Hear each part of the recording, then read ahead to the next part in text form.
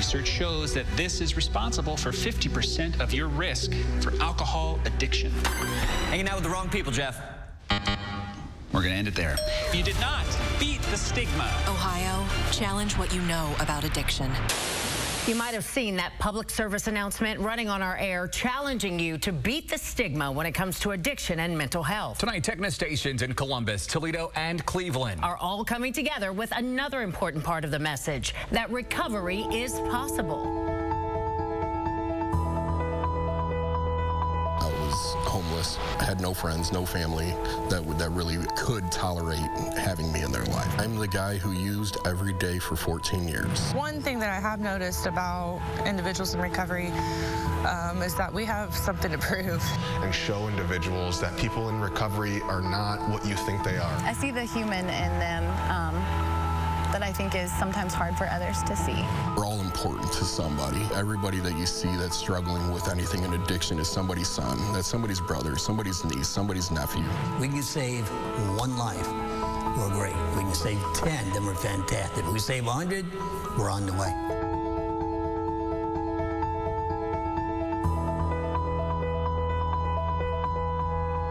Good evening and welcome to a special presentation tonight. Beat the Stigma, Recovery is Possible. I'm Yolanda Harris. And I'm Andrew Kinsey. We are from WBNS in Columbus, and we're airing this program across the state with help from our sister stations in Toledo and Cleveland. Because the stigmas surrounding addiction and recovery are very real, but so is the hope for change. Thank you, Yolanda and Andrew. I'm Monica Robbins from WKYC in Cleveland. For the next half hour, we will challenge you to open your mind when it comes to negative beliefs and attitudes about people who are in recovery and introduce you to people who have made the journey from addiction to recovery. Thank you, Monica. I'm Jeff Smith. And I'm Melissa Andrews. We're from WTOL in Toledo. Tonight, we will also arm you with the truth when it comes to stigmas associated with addiction, mental health, and recovery. And we'll also answer some of the most important questions because we can all beat the stigma and learn that recovery is possible.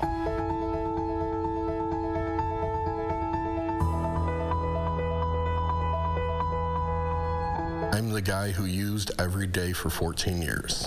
Juan Duarte first started experimenting with drugs and alcohol when he was in high school. First time I tried an opiate was when I was 15. I got my wisdom teeth pulled, and they gave me some Percocets, and I knew that I liked them a lot right away. By senior year, Juan was seeking out pain medications wherever he could, taking them every day. But he says at this point, addiction hadn't ruled his life, but eventually, by his mid-20s, it would. I was homeless. I had no friends, no family that really could tolerate having me in their life. I would steal from them. I was really lost. It was also around this time Juan became a father with a long-term girlfriend, but drugs would take his son away from him. He was sleeping at about 7 o'clock in the morning in the back seat, and we got high with him in the car, and she overdosed. And so when she overdosed, I was driving and racing to the hospital and calling my family members and other people. I was scared. I thought she was going to die. And my family found out, and they called CSB. And CSB got involved, so I ended up signing over my rights to my mother.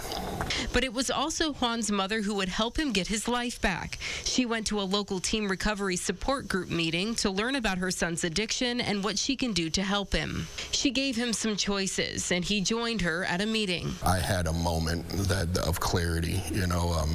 I really felt like something happened in that room, and I made a serious choice that I wanted to live a better life. Juan has been sober for 6 years. It meant he had to part ways with his son's mother. He now works for Team Recovery. The local recovery program started here in Toledo is opening a new space for clients to get the continued support they need after detox. I have a big gym in here with all kinds of equipment, and that's where our clients will be doing a lot of their fitness goals. Juan is a happy guy. He has custody of his son again. And he's my best friend. He's my world. I tuck him in every night, and I wake him up every day. Juan is focused on positivity and being kind to others. He's asking people who may have no experience with addiction to save their judgment. We're all important to somebody. You know, everybody that you see that's struggling with anything in addiction is somebody's son, that's somebody's brother, somebody's niece, somebody's nephew. The truth is, whoever it is that you're looking at or looking down upon or disgruntled with, that's a human being that's cared about and that's valuable. That was Amanda Fay reporting. Now, if you or someone you love is struggling with addiction, WAD wants you to know that help is available. You can contact the crisis text line by texting 4HOPE to 741-741. Or you can contact the Ohio Care Line at 1-800-720-9616. A person's story of addiction and recovery is very personal, but tonight some great souls have shared their thoughts with us. And we'll be sharing those with you throughout this program.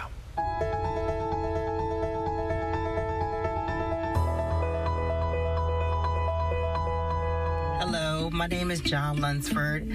I am a person in long-term recovery. I've been sober for 11 and a half years now. And I'm making this video to let other people know that recovery does work. I was able to find treatment at Mary Haven, and then I was able to do long-term treatment at House of Hope. So all in all, I did about 9 months in treatment, and my life just changed. I'm doing this video to let people know that recovery works if you work it, and just take the suggestions that other people give you, and your life will change dramatically. Thanks.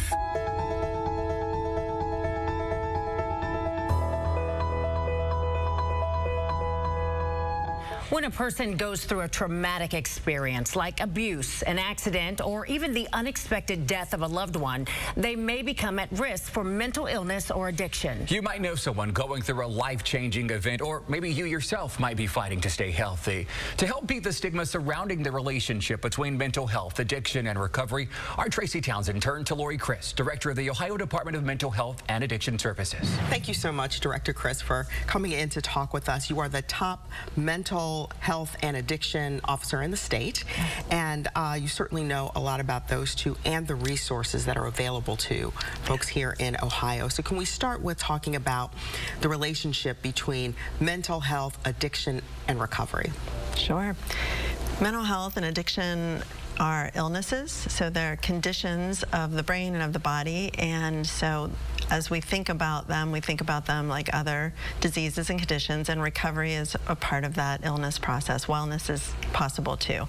And so recovery for people with mental illness and addiction is a deeply personal process. For some people, it might be the goal of complete absence of symptoms. For other people, it might be managing their symptoms and living a full life. And what are some of the stigmas associated with recovery and mental health? Mental illness and addiction are often very misunderstood in terms of people often think that they're a personal failing or a moral failing or a personal choice to use substances rather than that compulsion, that dependency, that brain dependency. And mental illness is the same way. Just try harder and you can control those behaviors, and it's simply not the case. And so people can be judged and harshly for having these conditions. How can family members, friends, loved ones of the people who are exploring recovery or who are in recovery support their people? First and foremost, acknowledge that they have a mental health or substance use issue and that it's a health condition and it's okay. And then support them in getting help. Mostly just listen and be available and non-judgmental. So be empathetic, not judgmental. And what are some things family members or friends, loved ones should not do that could negatively impact somebody who's in recovery? There's some things that people should really try to avoid. Like if you're with a family member or friend who's newer in recovery, making sure not to drink alcohol around them. That can be a really triggering experience for someone with a substance use disorder. For a person with mental illness, I would say make sure not to wait for them to reach out. A person with addiction too, stay in contact. Isolation and loneliness are very dangerous experiences for a person in recovery because it causes them to maybe feel helpless or hopeless again. And so staying connected connected and supportive is the #1 priority. Thank you, Director Chris, for being with us today. Now, Andrew and Yolanda will toss it back to you so you can talk about how to support a life in recovery. What does it mean to make a full recovery? The Substance Abuse and Mental Health Services Administration says there are 4 major dimensions that support a life in recovery. Those include health, overcoming or managing the disease or symptoms, home, a stable and safe place to live, purpose, meaningful daily activities and independence, and income to participate in society, community, stable relationships, and social networks. While some of us might think talk of recovery is just for adults, children and teens also need to be included in this discussion. Teens who have experienced abuse are 3 times more likely to develop addictions, and they're more likely to become addicted more quickly than adults. We went to our friends at Nationwide Children's Hospital to learn more about this piece of the conversation. My name is Courtney Farrell, and I am a mental health and substance use clinician with the behavioral health team at Nationwide Children's Hospital.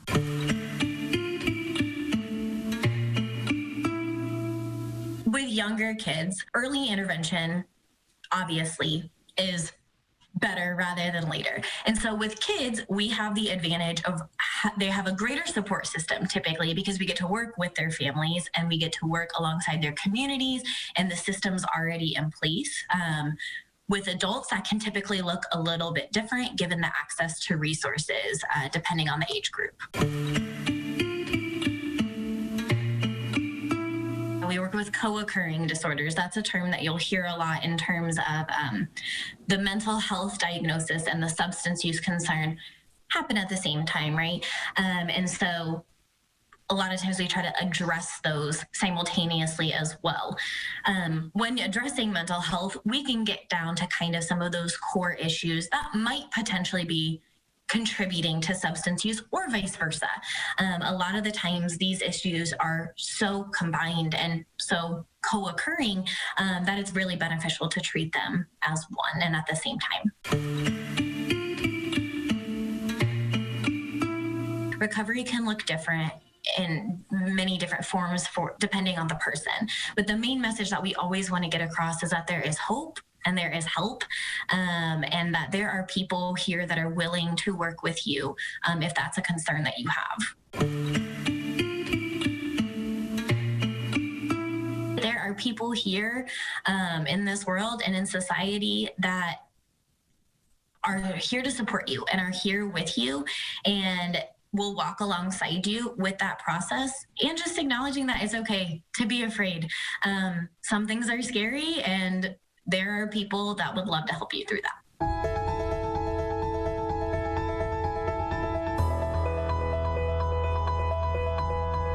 Hi, my name is Amber. I have been in recovery since March of 2015. My life is better than I could have ever imagined just about 7.5 years ago. All because I decided I wanted to take my life back. I asked for help. I reached out. And that's all it takes. There's so much help out there. More help than you probably know. And there's hope. Take your life back. We do recover.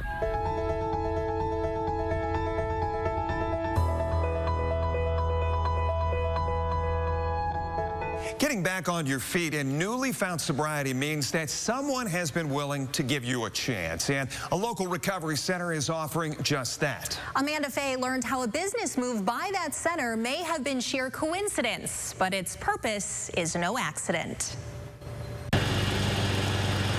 There's nothing more satisfying than a freshly manicured lawn. Marvin Cowden knows that. He ran Heavenly Cut Lawn Care for 7 years. I started with me and my neighbor, and just by not even marketing it a bit, just by doing a good service, leaving a good product, it grew into 28 accounts. But there were times Marvin never thought he'd enjoy that type of success. I've been clean like 22 years now, so 22 years ago, I was living in an abandoned warehouse on Woodruff Street, downtown Toledo. Now Marvin says he's accomplished a lot as a business owner, and it's time to turn it over. Enter Matt Bell, also now living a life of sobriety and heading up Team Recovery. Services are expanding.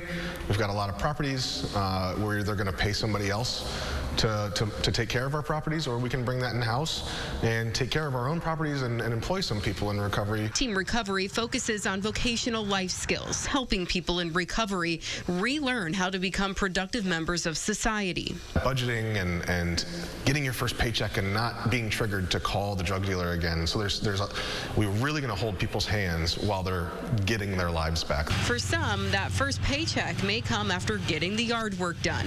Heavenly Cut, now Prime Asset Management under the Team Recovery umbrella, will provide jobs for about a handful of people to start, including lawn care, but also some maintenance work for its sober living housing. These opportunities are something that means a lot to Marvin. Because in what we do, there's not enough success stories. Just isn't. And we need more. It hits home for Marvin, and not just because he previously battled addiction. 3 years ago, I lost my son and to addiction. Anthony Cowden was 28 years old. I knew Anthony, and he was a great guy, like a really, really good guy, and like all too often, we hear it all the time. He passed. Marvin calls this new business transaction divine intervention. So I think it was God opening that door, and sometimes you have to walk through it. I mean, it was my time to pass it on. And with each lawn mowed, others may get the chance they need to get back on their feet and enjoy life's successes, and also beat the stigma. If we can give somebody their first job in recovery, if we can, mow people's homes in recovery, if we can mow somebody's home and show individuals that people in recovery are not what you think they are. We can save one life. We're great. We can save 10, then we're fantastic. If we save 100, we're on the way. Reporting in West Toledo, Amanda Fay, WTOL 11. In the path from addiction to recovery, it can be riddled with all kinds of obstacles. During that journey, recovery experts say it's important to take those challenges head on and not to be afraid to ask for help.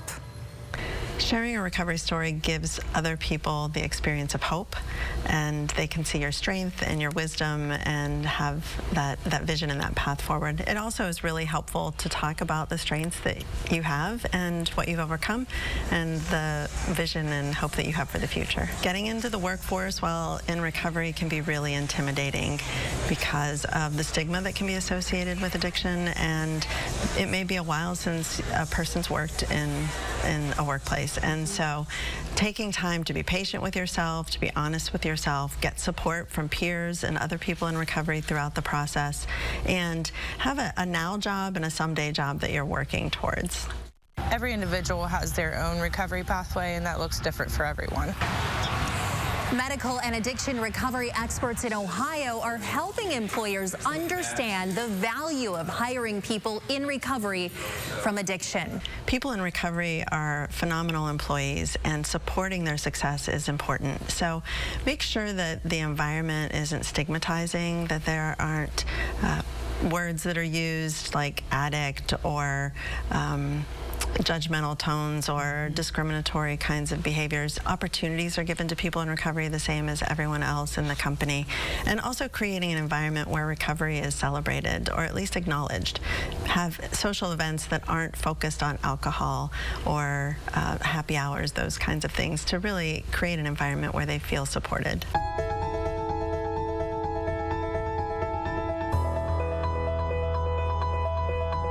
Since getting sober, I've received a whole new outlook on life. I've learned how to love myself. I've learned how to love other people. I'm a mom today. I'm a wife today. Those are things I never seen in my future. If you're struggling with addiction, just reach out. There's always somebody on the other end to help you.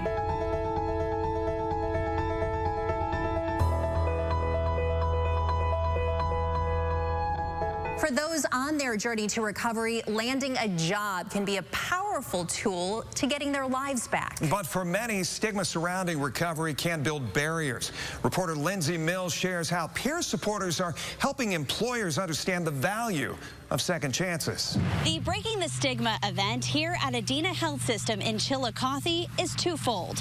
One, it opens the door for local employers to find the workers they so desperately need. And two, it gives those in recovery a second chance. I spent a lot of years actively using substances, and I kind of felt like I wasted a lot of years of my life. Once Lakin Woods broke free from her addiction, her background check cemented a new challenge, landing a job. A lot of people just judge you based on that. She never gave up. One thing that I have noticed about individuals in recovery is that we have something to prove. When we come into a job, we're grateful to be there. We're grateful that someone has given us an opportunity to come in and to prove that we are capable. And she became a certified peer recovery supporter. The peer recovery supporters are licensed through the state, through OMOS, to provide treatment and support, referrals to treatment, guidance to people who are maybe in active addiction or early recovery. Nikki Priest is the coordinator of the Hope Partnership Project, which hosted an event to help employers understand the value of hiring someone in recovery. For Priest, it's personal. Yesterday was my sister's, would have been her 30th birthday, but she died of an overdose in 2016. Seeing young people die at an astounding rate as coroner, you can't just sit back and watch that happen. Dr. John Gabus is the board chair of the project. For 26 years, I was the Ross County coroner, which is what gives me the passion to still be active in substance use disorder treatment and specifically opioid use disorder treatment. He says a job may seem simple, but it's the key to breaking the cycle of addiction.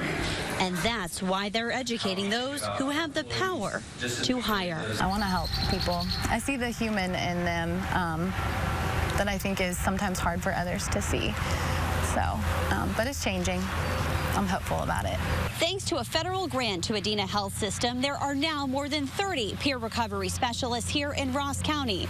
That's up from a time there were only 2. In Chillicothe, Lindsay Mills, 10 TV News.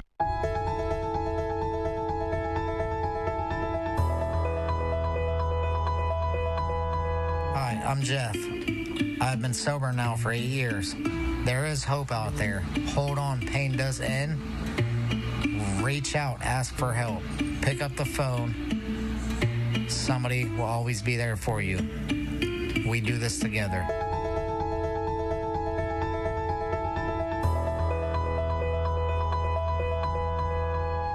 Ask anyone, and they'll likely have someone in their life battling a mental health or substance use disorder.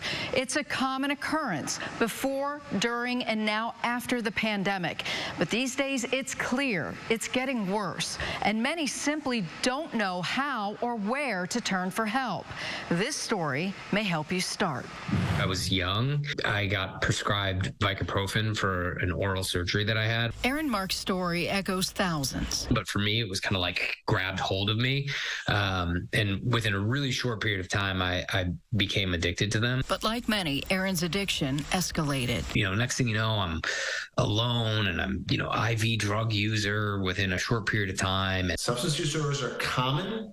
And you're not alone. His friends and family worried. It never hurts to ask someone that you love, how are you doing? I'm worried about you, and I want to talk about something I've noticed. Aaron heard their concern, and when he was ready, had a lifeline. When things really hit bottom, I was able to pick up the phone and call and ask for help. But it can take time. Every single person is different. Every single person responds differently to everything. And when people get engaged with treatment, they tend to do really well. The biggest problem we have is getting people engaged in treatment. But there are efforts to make it easier. This summer, the National 988 Mental Health Helpline opened as a portal to resources. It's a number people can use for substance use disorder problems of any kind or mental illness problems of any kind. If you or a loved one might need help, Dr. Runnels advises keeping a list of local resources and make that first call, even if it's just for information. And I often say to people, take the first next step. It's hard to know where this journey is going to go, but it never hurts to go sit down with someone and just get an assessment. The pandemic showed us a glaring need for more mental health professionals.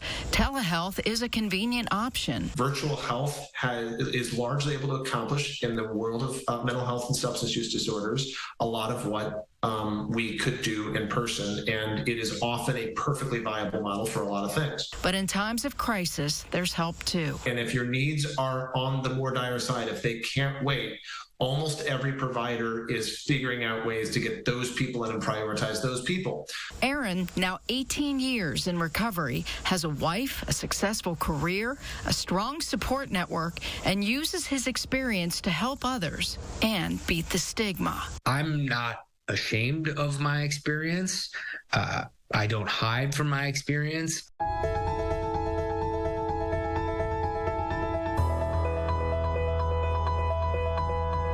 Hello from Cleveland, Ohio. Levance Lining Sr. here with 17 years of uninterrupted sobriety. With that in mind, my recovery means the world to me. It means that I can be accountable to my God, my wife, my children, my community. As a dual veteran of the U.S. Army and the Salvation Army, I can inspire others to achieve their own sobriety. Nothing special about me, folks. Only had to change one thing. Everything.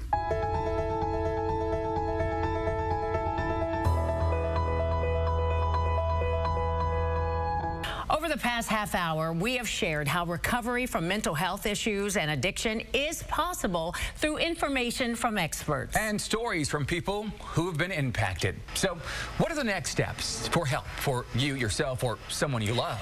There are people you can talk to for help. Ohio Mental Health and Addiction Services promotes wellness and recovery. And SAMHSA, which is the Substance Abuse and Mental Health Services Administration, provides a host of resources. You can also check out beatthestigma.org to learn more about how you can beat the stigma and about the relationship between mental health and addiction. Thank you for spending this time with us. We can all beat the stigma and remember that recovery is possible.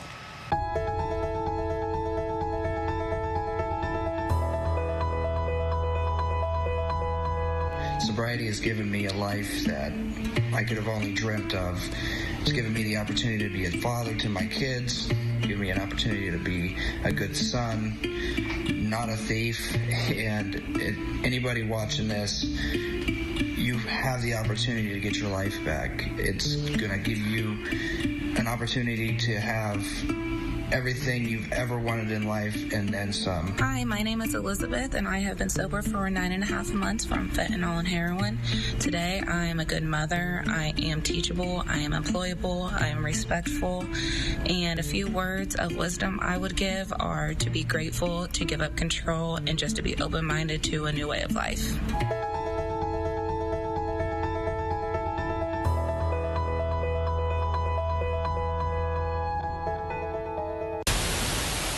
Research shows that this is responsible for 50% of your risk for alcohol addiction. Cameron. Making bad choices. That's not it, Cameron. Lack of self-control. We're looking at the same words, right? Hanging out with the wrong people, Jeff. We're going to end it there. All your answers were stigmas, so you did not beat the stigma. Ohio, challenge what you know about addiction.